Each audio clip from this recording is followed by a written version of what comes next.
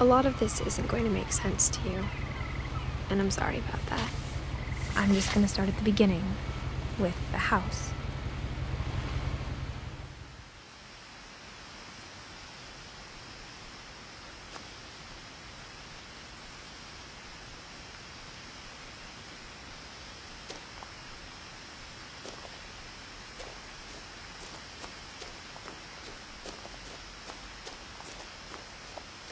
I lived here until I was 11, but I wasn't allowed inside half the rooms.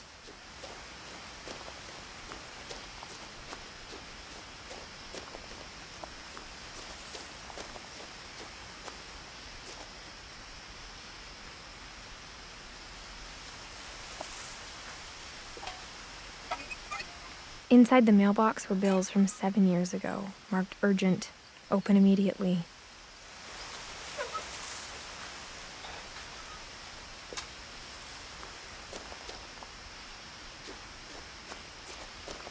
I hadn't been back since my brother Lewis's funeral.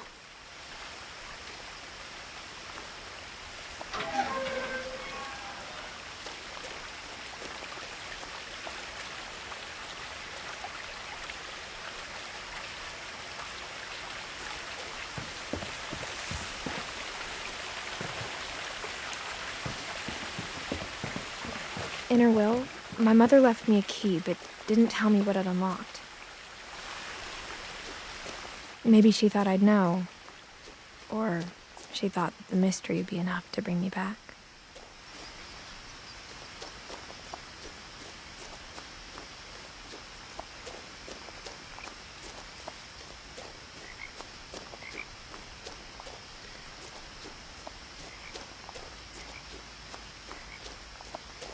No one had driven this way in a long time, but I saw a few hoof prints.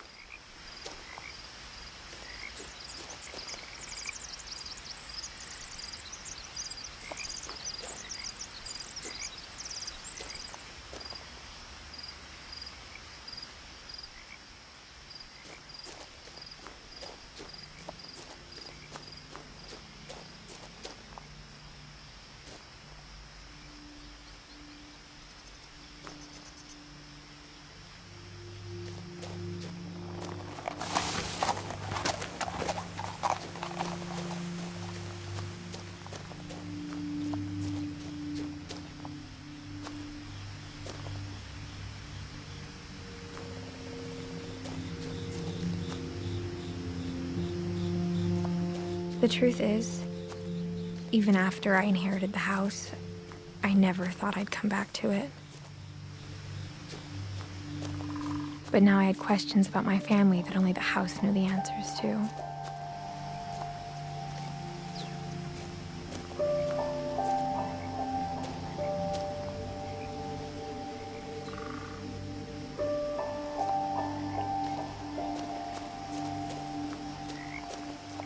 The house was exactly like I remembered it, the way I'd been dreaming about it.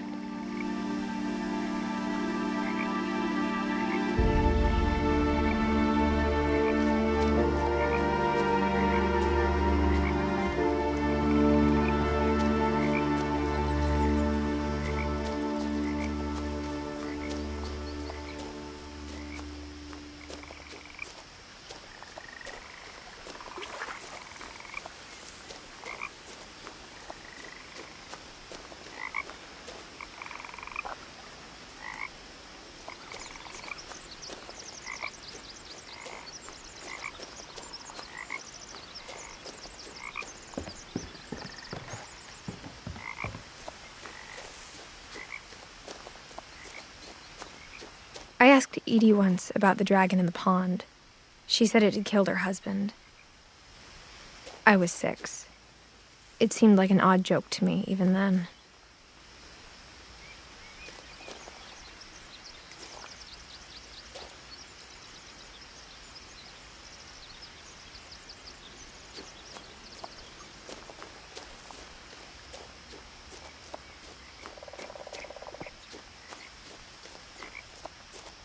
As a child, the house made me uncomfortable in a way I couldn't put into words.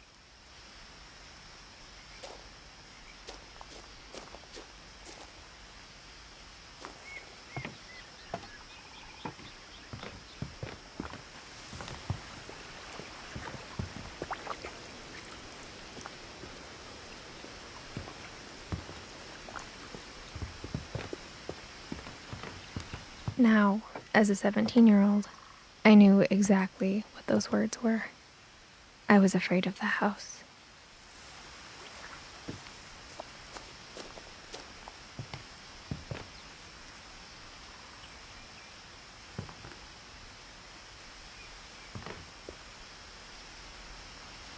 I hoped the key might unlock the front door.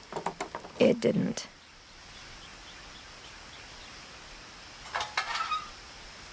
Looking in, I felt like the house itself had been waiting for me.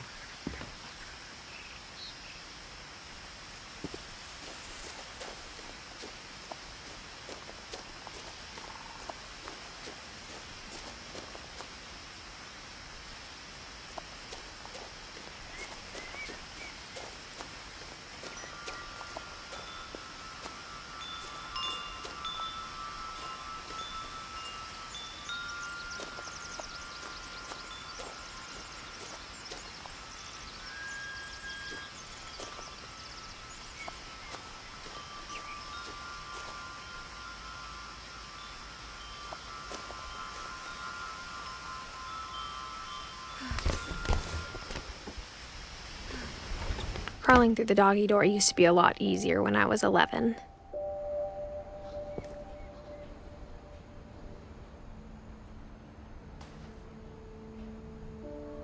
The power had been turned off the night we left.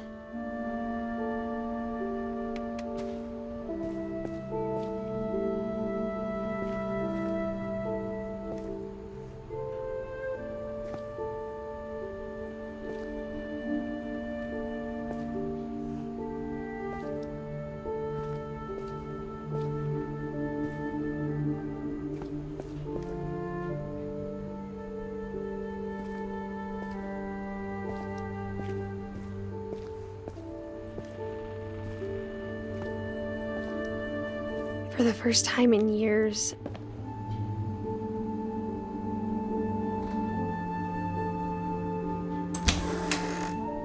I felt like I was home.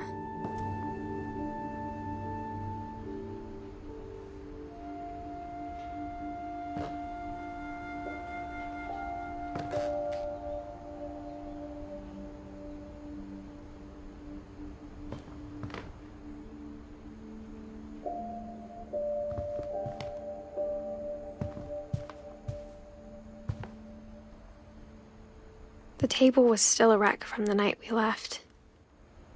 It was like a bomb had gone off, killing everyone but sparing the furniture.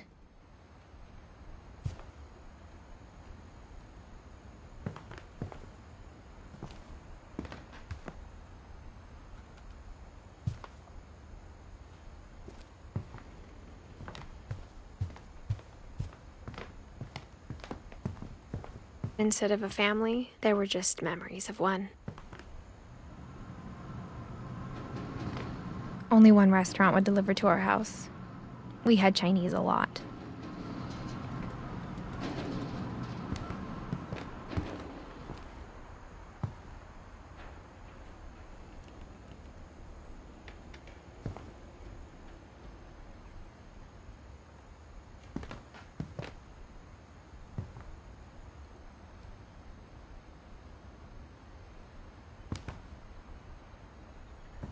After Lewis started working at the cannery, we all got pretty sick of salmon. Except our cat, Molly.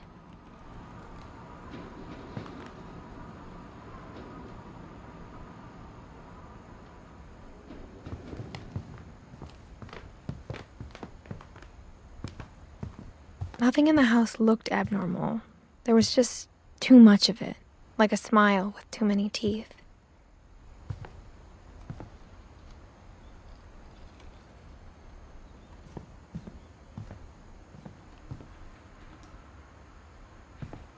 My mom wasn't much of an optimist, but she never stopped believing that my brother Milton was alive.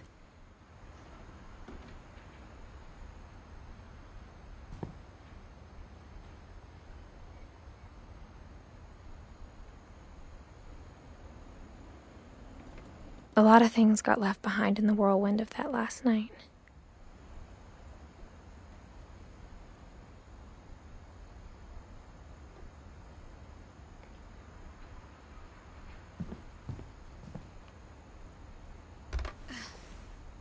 Edie told me once that every Finch who ever lived is buried somewhere in the library.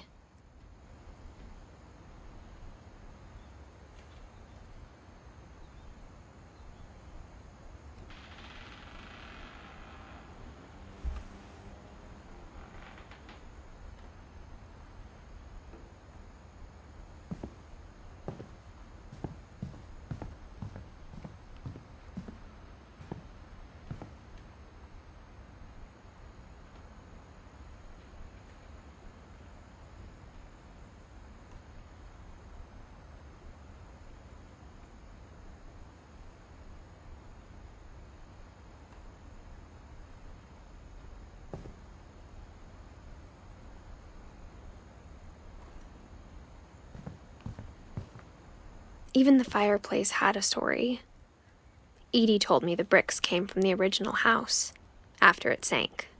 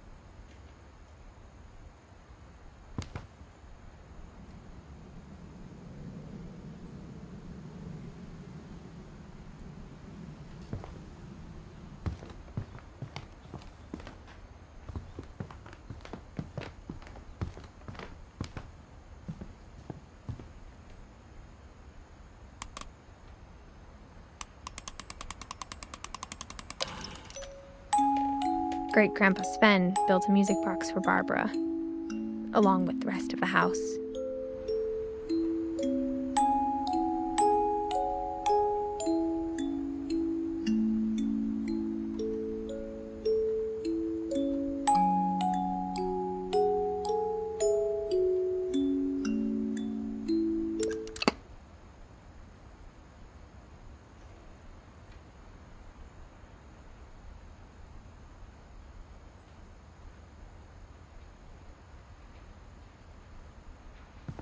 Mom always told me to stay out of the basement, so I wasn't too surprised when the key didn't fit.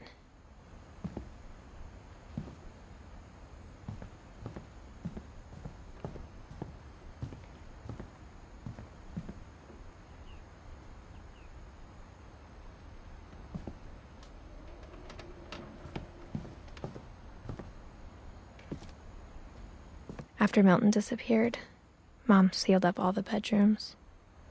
Then Edie retaliated and drilled peepholes.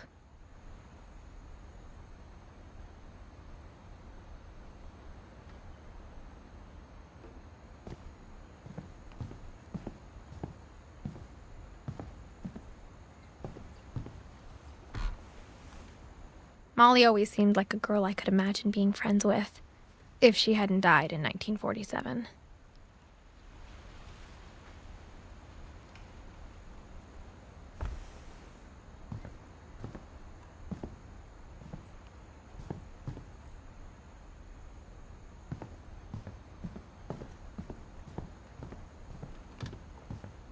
Whenever people ask me about my family, the first thing they always want to know about is Barbara.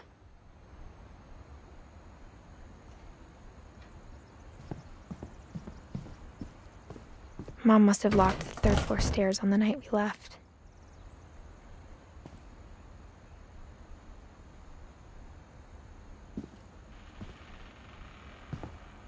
Edie's father, Odin, built the original house.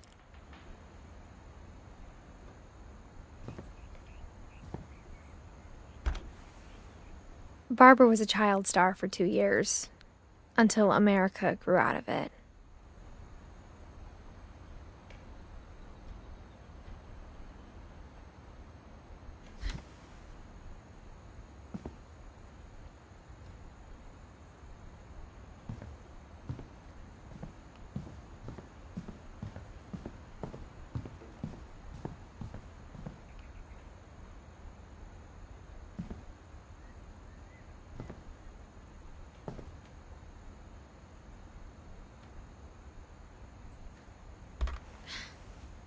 The last time I was in Edith Sr.'s room, I was 10 and she was painting my portrait.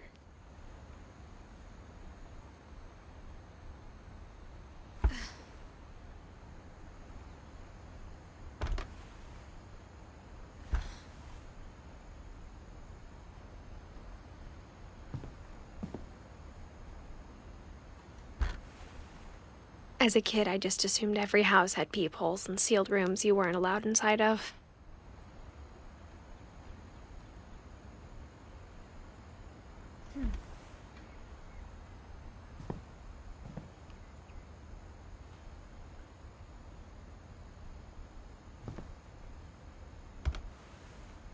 My Grandpa Sam spent 7 years sharing a room with his dead brother, Calvin.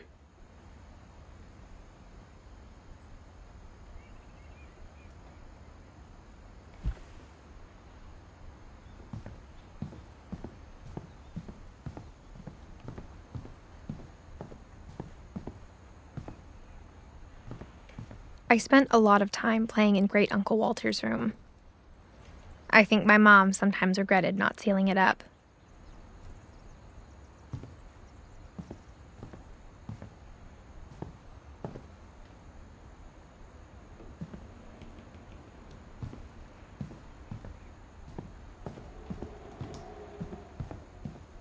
Lewis told me there were secret passages, but I never believed him.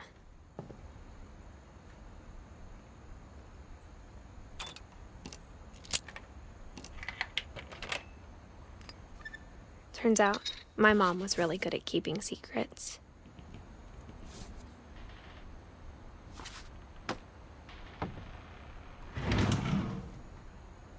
Now it was time to find out what my mom had been afraid of.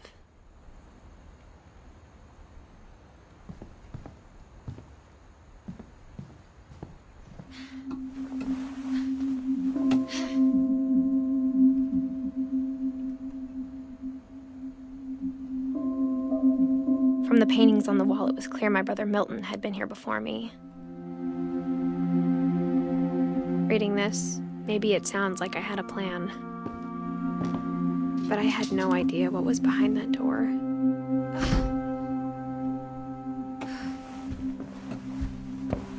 Just like I had no idea where all this was gonna lead.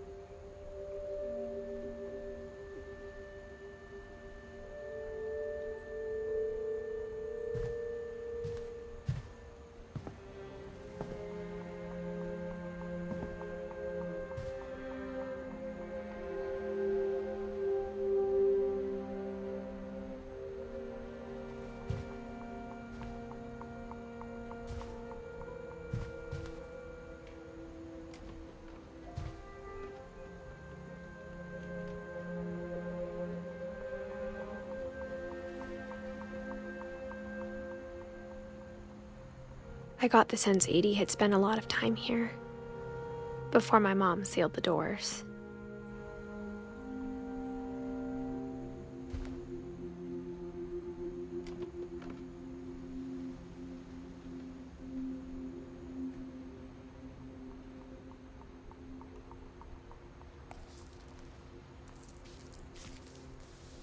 December 13th, 1947.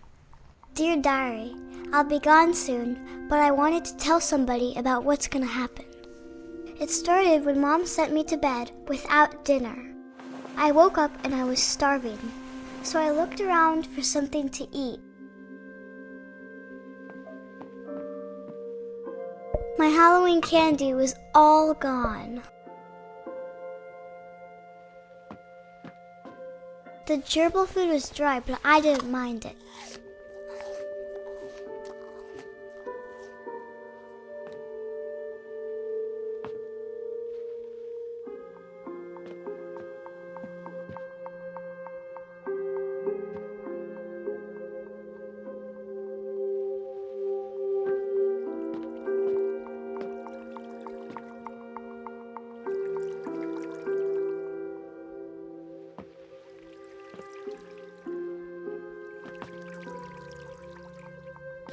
I thought about eating Christopher, but I held back.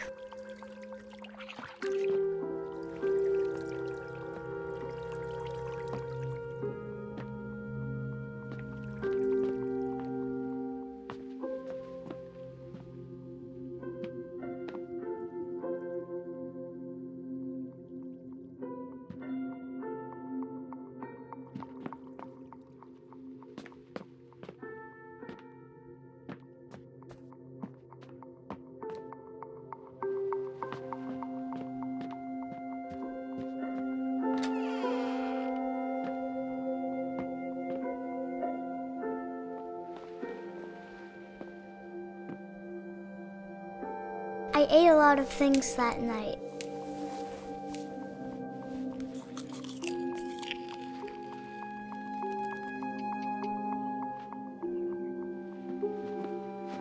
I kept eating and eating.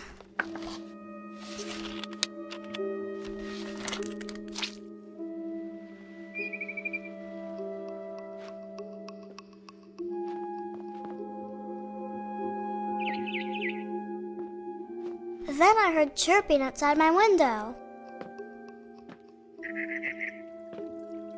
It was a barn swallow going back to her nest.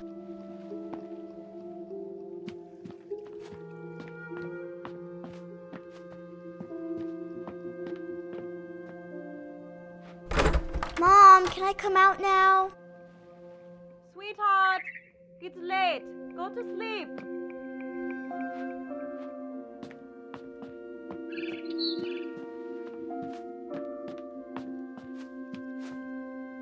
I reached out for her.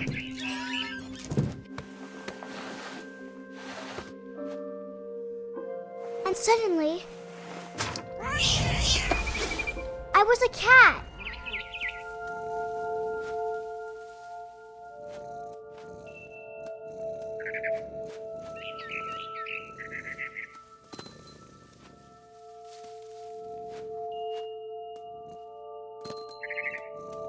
I tried to be quiet, but the bird was really scared.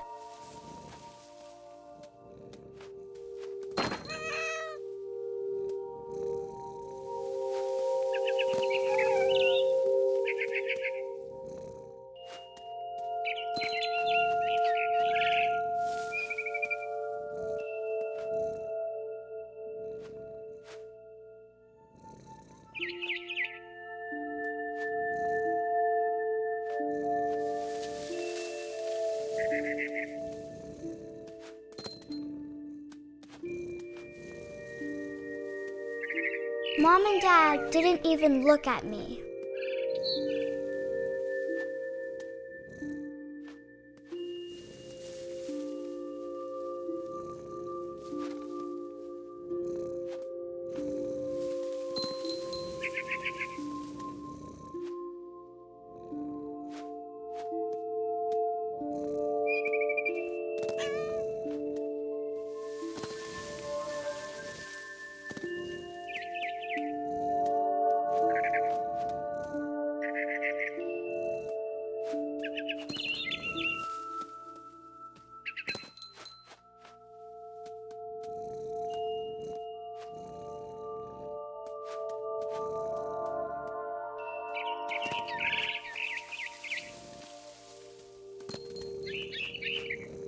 The babies were all gone.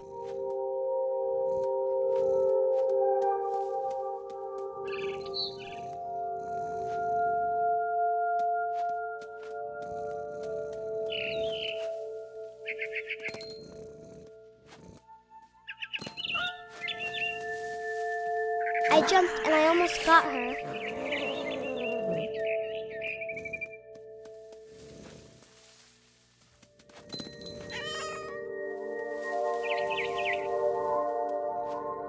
I could tell she was getting really tired.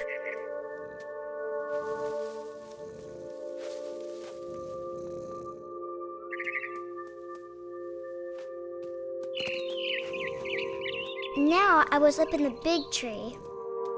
I promised Dad I wouldn't climb it anymore. All I cared about was eating that mama bird.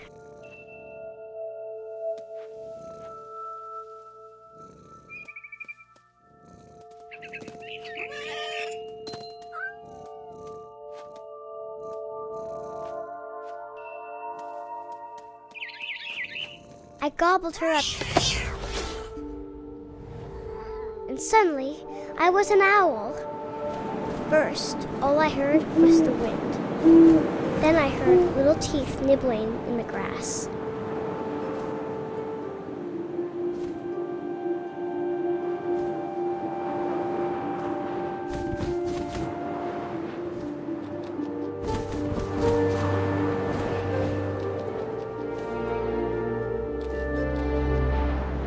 Rabbits.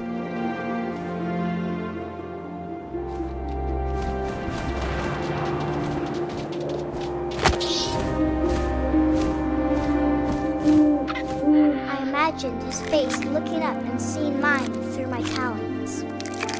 I swallowed him up, and I didn't chew one bit. Then I flew off to find something bigger.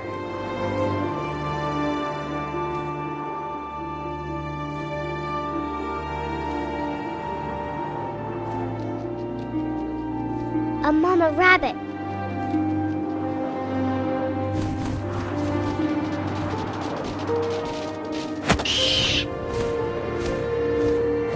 She was almost too big to carry.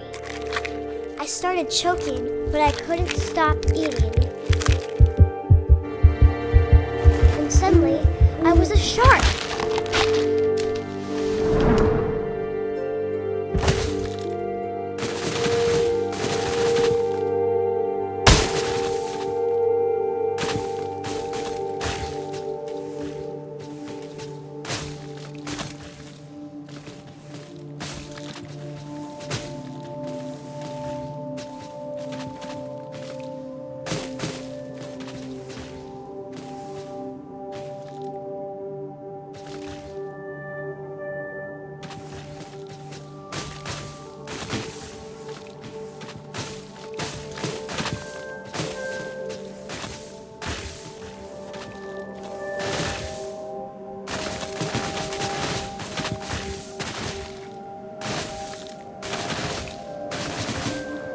I rolled off a cliff and into the ocean. Now, I was hungrier than ever.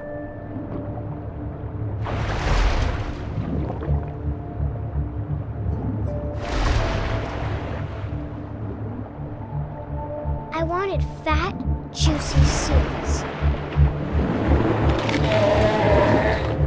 I tore off her flipper, and it tasted really good.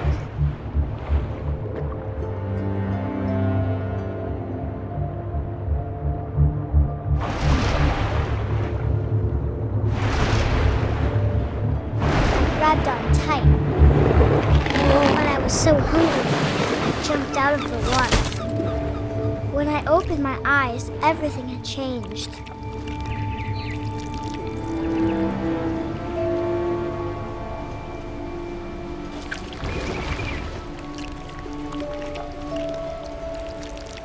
Now I was a monster, and I smelled people everywhere.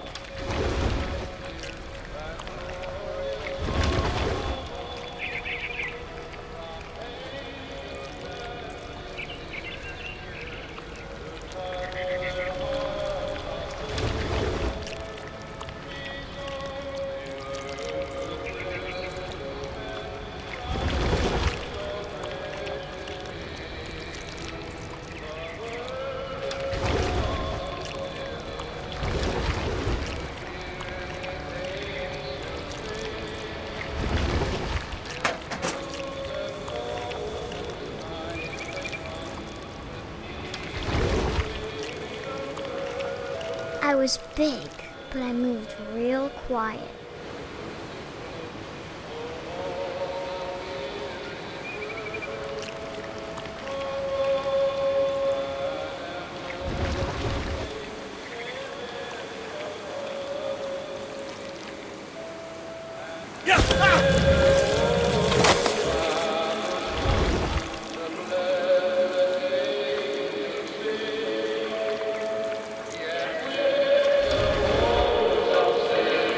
I wanted to stop, but also I didn't. Drunken sailor, what shall we do with drunken sailor? His belly with a rusty razor, his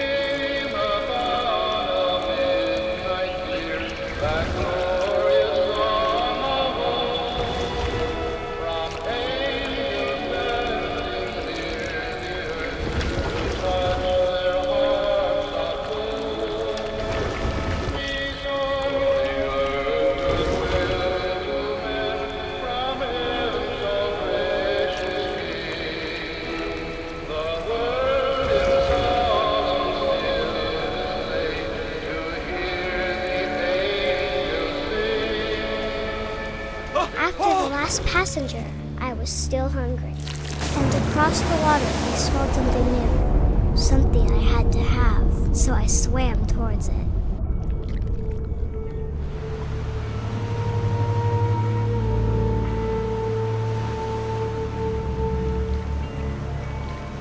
I slithered onto the sand, and the good smell went into an old pipe.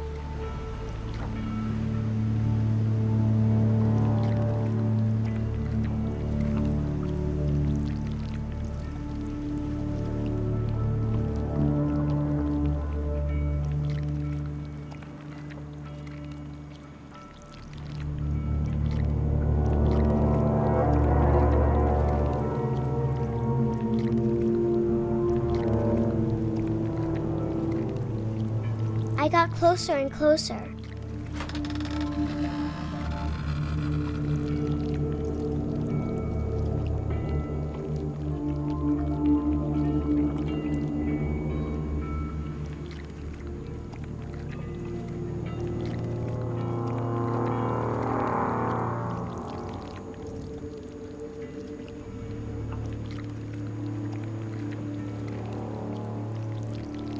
All of my stomach started growling. And suddenly, I was me again. I held my breath for a long time, but I couldn't hear anything. I think it's waiting for me to fall asleep. But it's not going to wait much longer. It needs to feed, and we both know I will be delicious.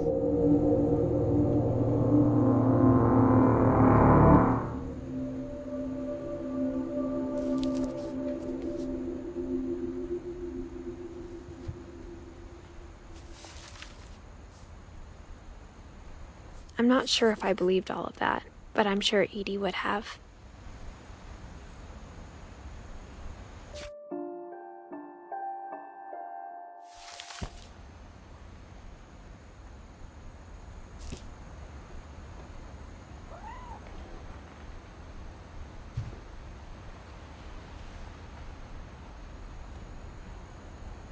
I can't describe it, but I felt like some part of Molly was still here. I grew up looking at Molly's room through the peephole.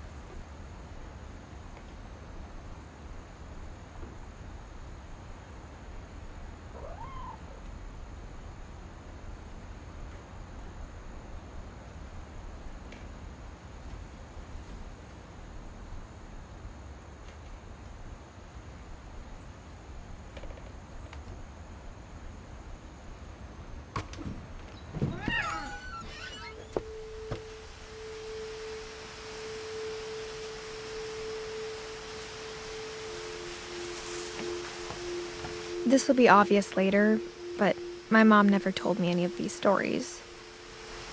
Edie would have, but Mom didn't like bringing up the past. Though, when we adopted a stray kitten, she was the one who named it Molly.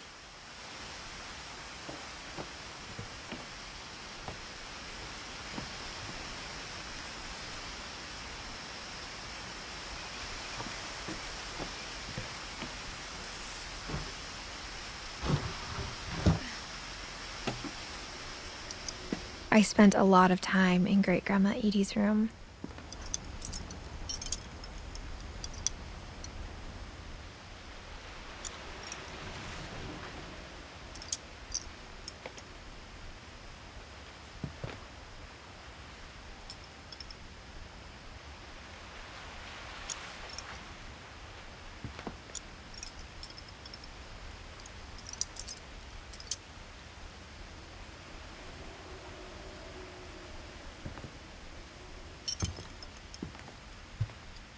Louis died a week before we left, but Edie had already started to memorialize him.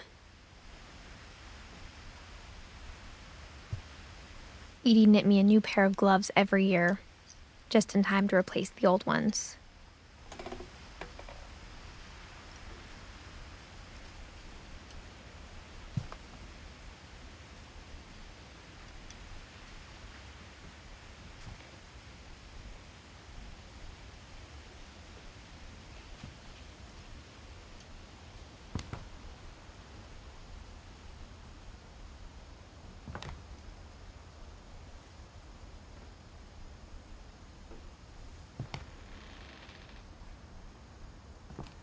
Her room was like a museum.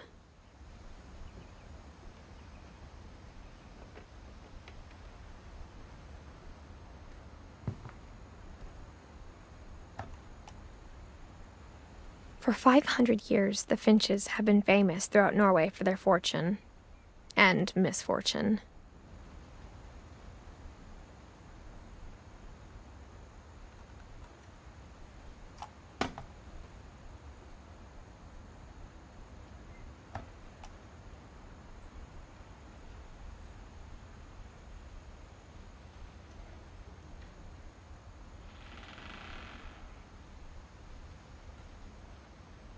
Odin Finch buries the latest victims of the family curse, his wife Ingeborg and their newborn son, Johan.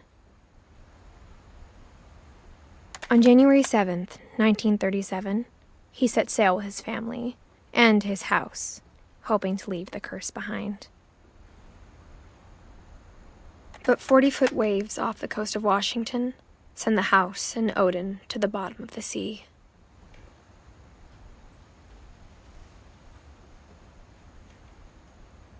Odin's daughter Edie, with husband Sven and baby Molly, step ashore on their new home, Orcas Island. Odin Finch is the first to be buried in the new family cemetery. His daughter Edie is already dreaming of a new Finch house.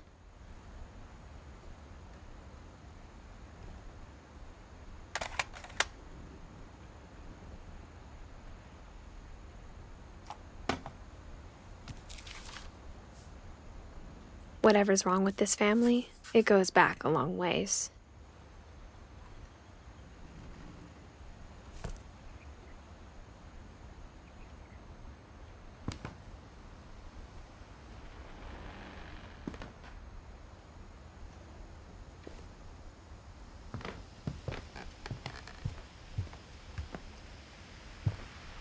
Edie gave a big interview about a mole man living under the Finch house. My mom was furious.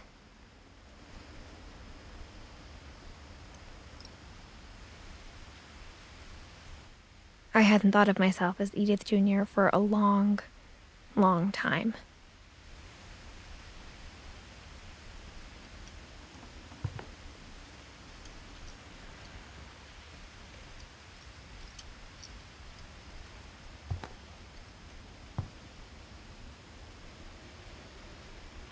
One summer, they evacuated the island, but Edie refused to go.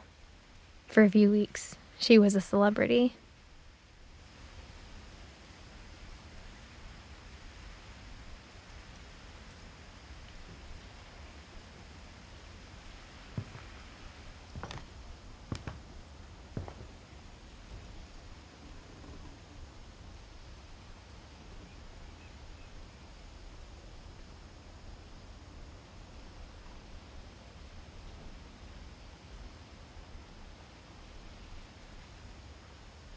When Edie told people Sven was killed by a dragon, she could also have said he was building a dragon-shaped slide that collapsed.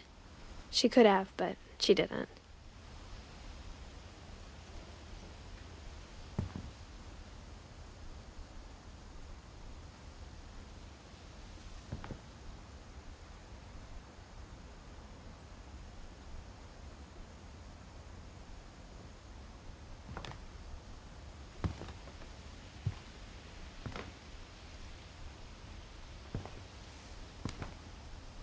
Even in her 90s, sometimes Edie seemed a lot younger than my mother.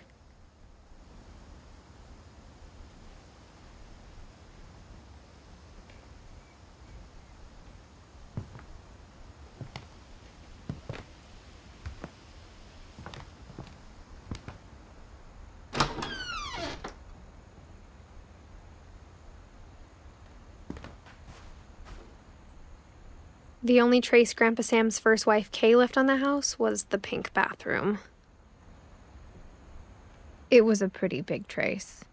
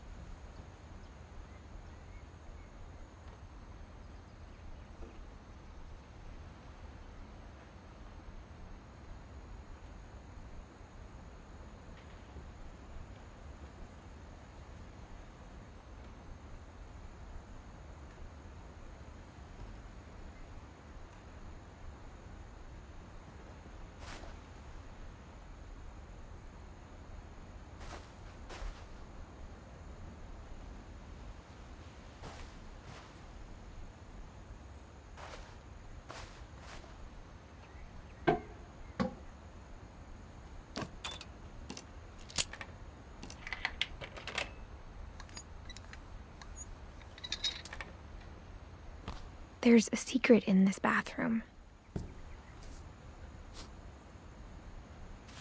It's in the last place you would look.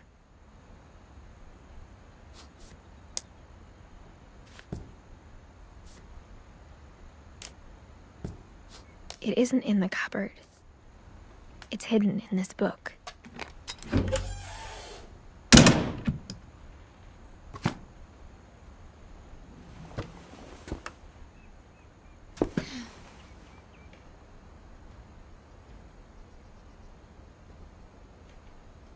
Sven gave Sam an old camera he'd refurbished. He never put it down.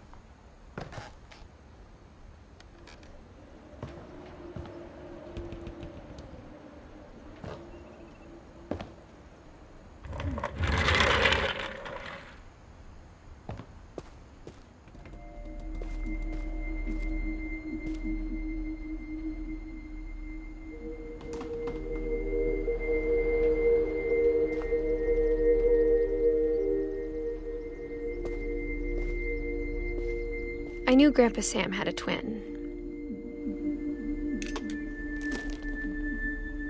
And that he never talked about him.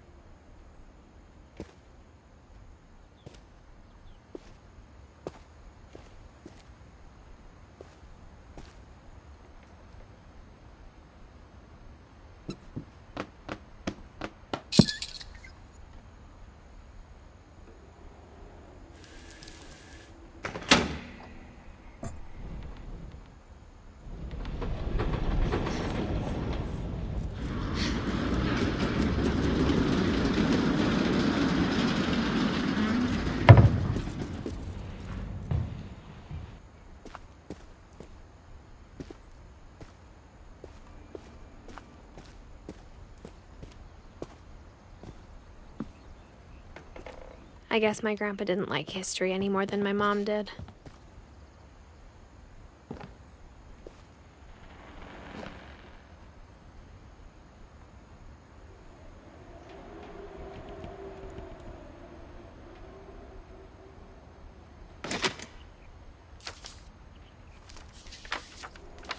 How I Want to Remember My Brother by Sam Finch. The thing I remember is that when he made up his mind, that was it.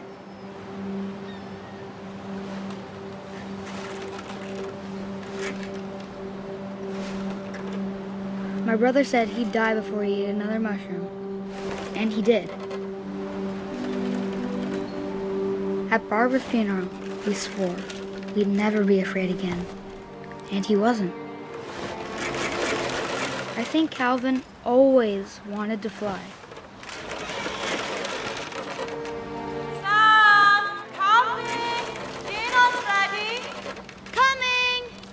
But that day, he finally made up his mind to do it.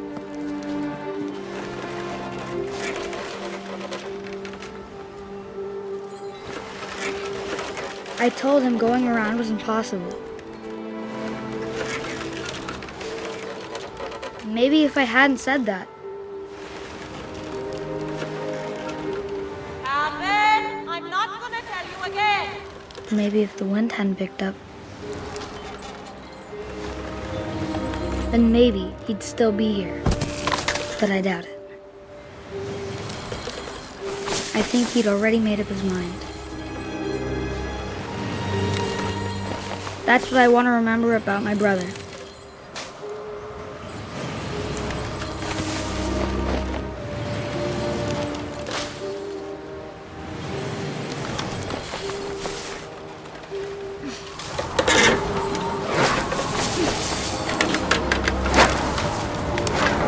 The day he made up his mind to fly.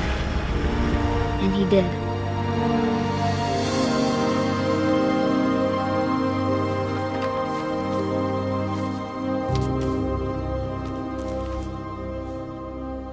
Calvin's story felt strangely familiar. When I was younger, I remember trying to do the exact same thing.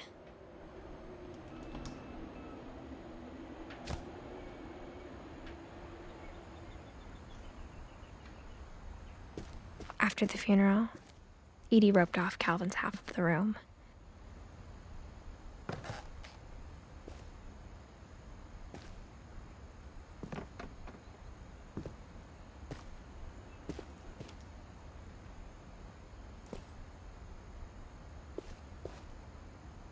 Mom said Grandpa Sam enlisted at 18 and never set foot in the room again.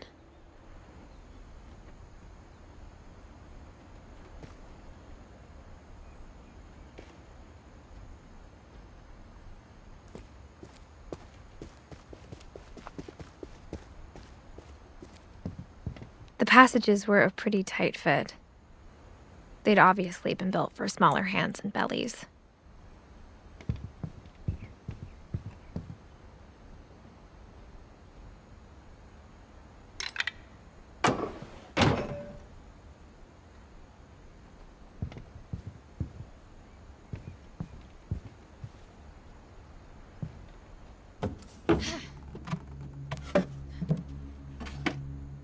Growing up, I always thought of Barbara as a child star.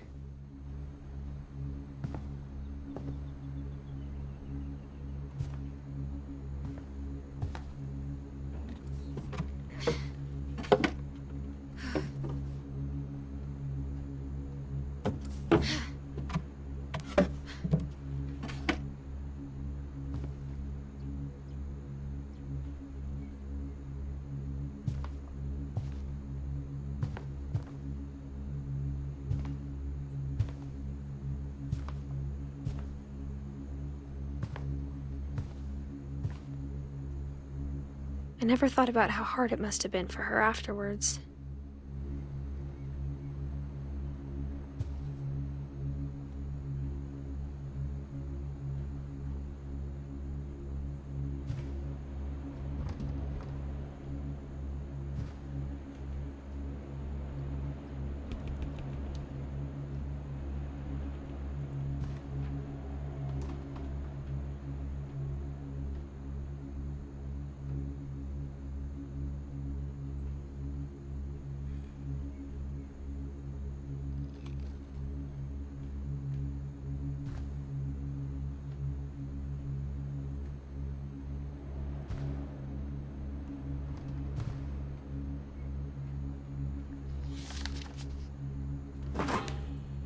Of all the stories people wrote about Barbara's death, I'm surprised Edie saved this one.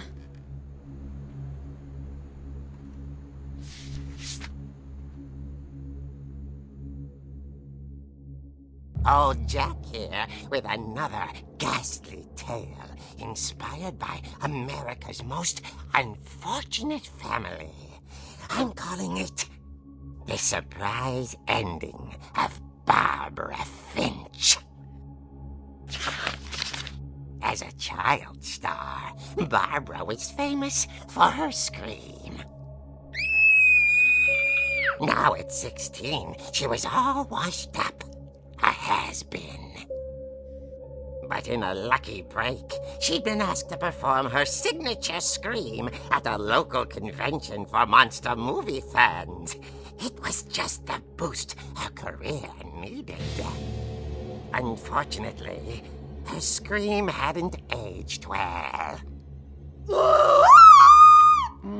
Getting better. I think you just need the right motivation. Her biggest fan and current boyfriend, Rick, was about to demonstrate when...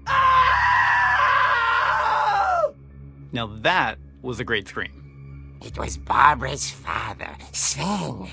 He'd slipped into a table saw and had to be rushed to the emergency room. So Barbara got stuck babysitting her youngest brother, Walter. Her convention comeback was cancelled. Okay, I'm hearing frustration, but I'm not hearing terror. What if I tried... A gang of hoodlums in Halloween masks have been terrorizing Orcas Island tonight. Police are urging residents to...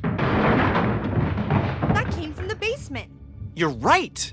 Also, I loved your delivery on that. Why is your basement door locked? Because my dad likes making puzzles and secret passages. There's a key hidden in the music box. The secret is to keep winding and winding until finally the key pops out. Thanks, babe. I'll be back in a sec. 20 minutes later, Rick hadn't returned. So Barbara went to look for him, right on cue. She reached for the music box.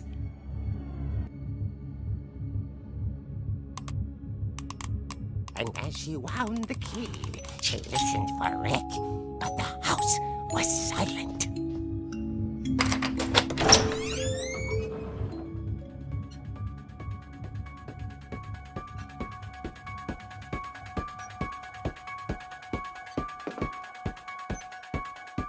Rick?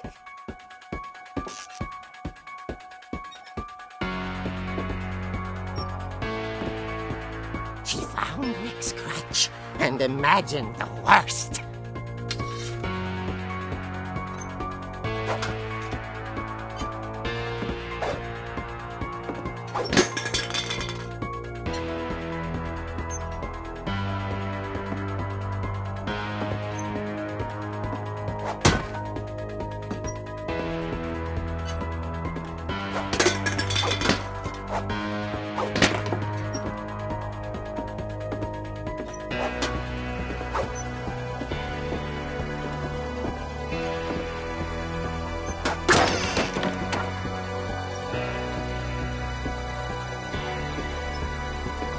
investigator is the infamous Hookman killer, Dr. Carl Hamill, who impaled and then ate his family 10 years ago tonight.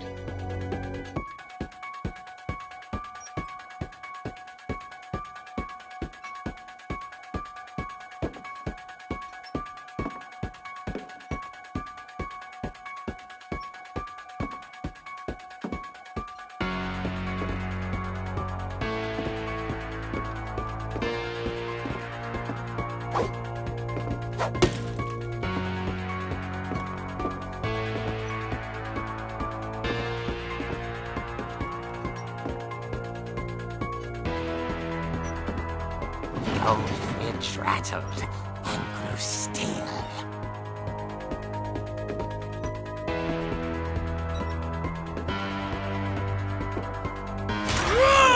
Oh dear!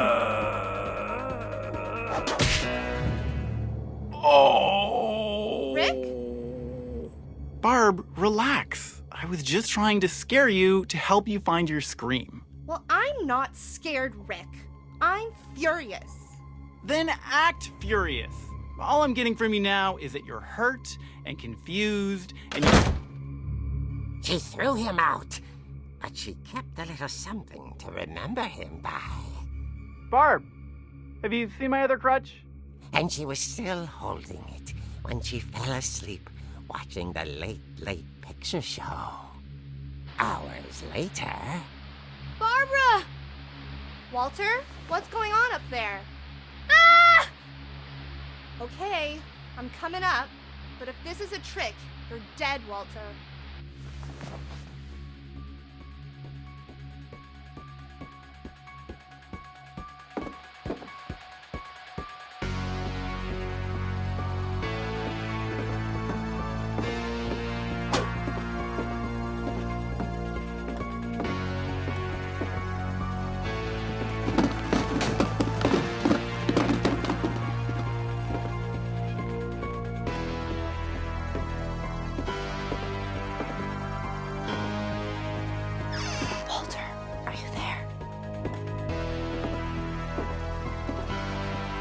Walter had vanished, but his bedside radio was still on. Orcas Island police describe the man as 6 feet tall, with a steel hook for a hand. Residents are urged to lock all doors and windows and notify the police of any suspicious activity.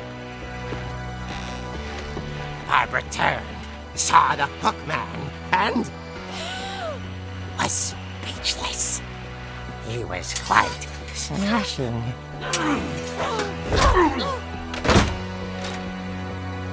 And where he was, he couldn't get enough of Barbara. Okay, Barbara, there's gotta be another way out of here.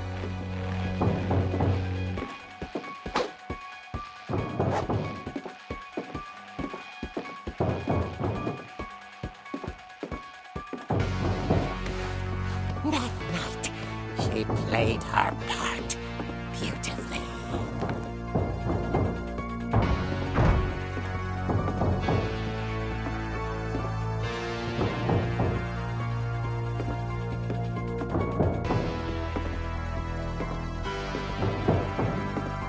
She thought about abandoning Walter, but just couldn't do it.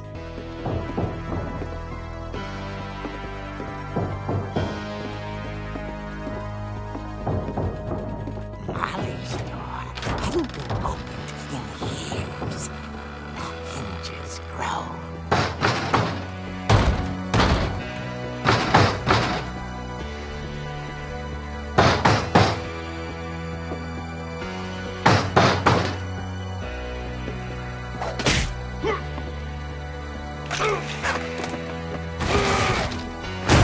He wasn't moving, but she sensed the story might not be over yet.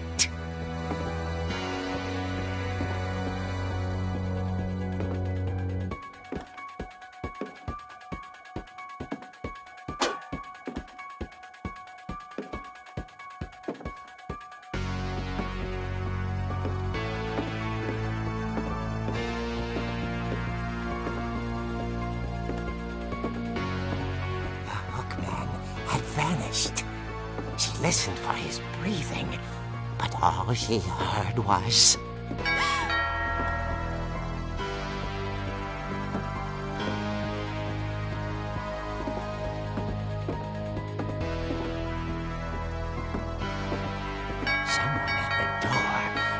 dying to speak to young Barbara. At the door, she heard whispering. It was coming from inside the house.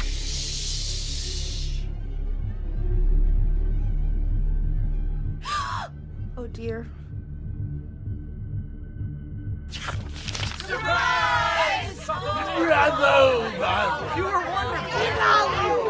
monsters had come to surprise her. For Barbara, it was a dream come true. Then she saw what kind of monsters they were, and she realized what was about to happen. She was going to be famous. And with her final breath, Barbara Finch gave the performance of her life.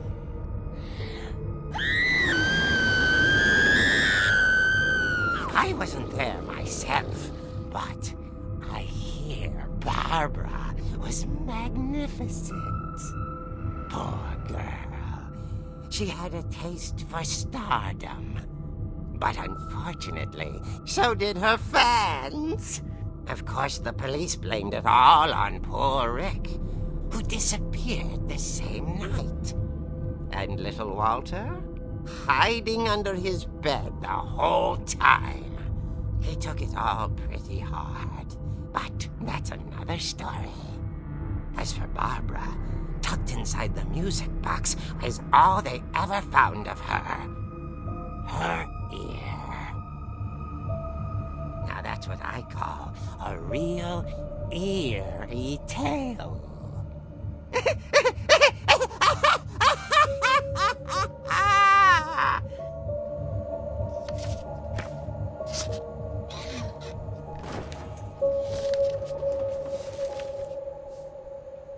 Edie told me all Barbara wanted was to be remembered, as absurd as that comic was.